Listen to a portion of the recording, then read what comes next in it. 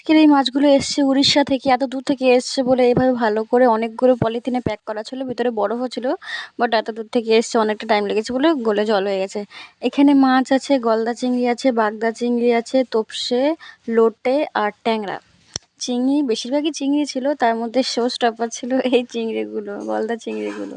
আমার ভাই আবার একটু নাড়িয়ে দেখছে। এই বড় চিংড়িগুলো 2 পিসই ছিল, আর সব ছোট চিংড়ি পিস বলতে না, মিডিয়াম সাইজের চিংড়ি।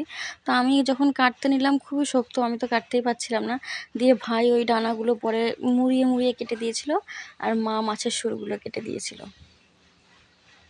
আর এইখানে মা চিংড়ি মাছের মুখ দেখাচ্ছিল আর দাঁত দেখাচ্ছিল। এখানে এত বড় বড় দাঁত ছিল না, আমি তো কোনোদিনও ভাবিনি যে চিংড়ি মাছের এত বড় দাঁত হয়। আমি জানিও না, দেখিও নি। এই যে ভাই মুড়ে মুড়ে ভেঙে দিচ্ছে, আর মাছগুলো কাটার পরে এভাবে ধুয়ে রাখা।